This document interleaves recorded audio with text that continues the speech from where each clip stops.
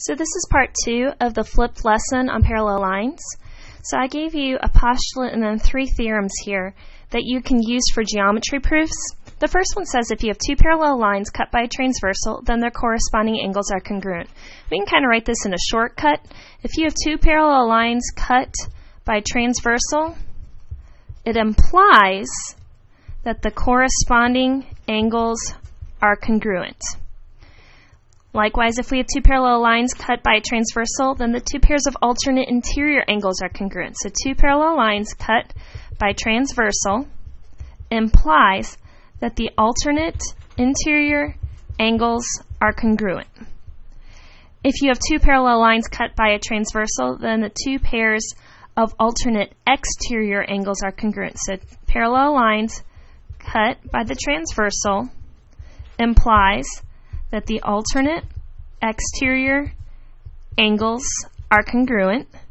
And finally, if 2 parallel lines are cut by a transversal, then the 2 pairs of same side interior angles are supplementary.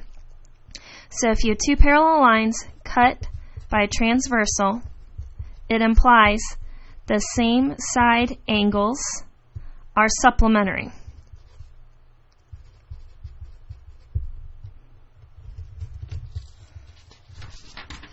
So let's look at some examples here. Here we see that we've got 2 parallel lines. We know that because they've got the arrows on them. What that means is we've got a transversal here, which means these 2 corresponding angles are going to be congruent. So 11x minus 2 is going to equal 75. If we add 2 to both sides, 11x equals 77. If we divide both sides by 11, x is then equal to 7. So it says find the missing angle. Well, technically speaking, we didn't even have to solve for this because if this is 75 degrees, its corresponding angle is going to be congruent. It's going to be 75 degrees. But even if we put that 7 in there, 11 times 7 minus 2 is going to equal 75 degrees.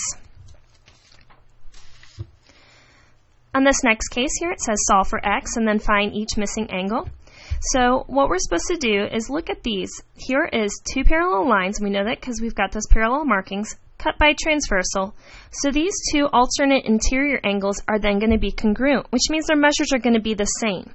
So the 10x is going to equal x squared minus 32x plus 152. Let's go ahead and move this 10x to this side. So we get 0 equals x squared. If I subtract 10x from both sides, it'd be minus 42x plus 152. Now, we should probably go ahead and solve this, and I would go ahead and just do the quadratic formula since it's already in standard form here. So if we've got negative the value of b, so negative 42 is positive 42, plus or minus the square root of this b squared minus 4 times a times c, all of that over 2 times that a. Now we're going to pull that calculator out to help us with some of this work.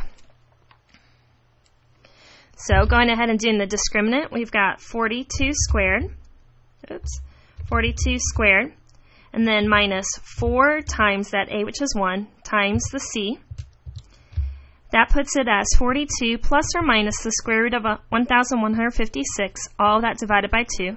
Let's take the square root of 1,156. And so that's going to be 42 plus or minus 34, all of that divided by 2. So the first problem that we get is going to be 42 plus 34 divided by 2. And the second one we're going to get is 42 minus 34 divided by 2. So 42 plus 34 divided by 2 gives us 38 here. And then we would have 42 minus 34, all of that divided by 2 would give us 4. So let's look at this. If we put 38 in here, that would be 10 times 38, which means that this one angle is equal to 380 degrees. That is not practical. That is not possible because we know that all the way around would be 360 degrees. This answer right here is not usable in this context. However, we can use the 4. Because look, if we put a 4 in there, 10 times 4 is 40, which makes this angle 40 degrees, and its alternate interior angle that's congruent will also be 40 degrees. So our missing angle measures 40 degrees, where x is equal to 4.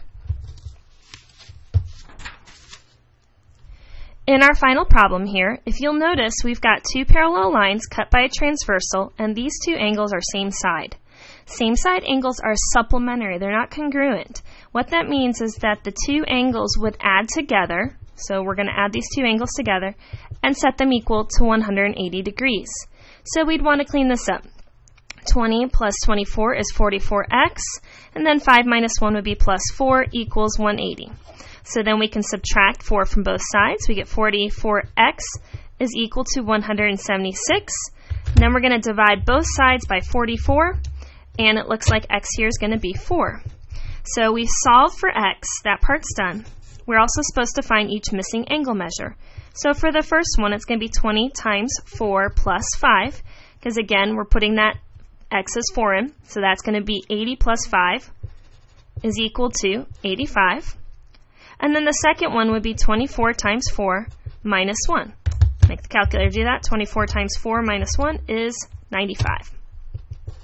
Another way you could have done that is you could have subtracted this from the 180 degrees to find out the remaining amount.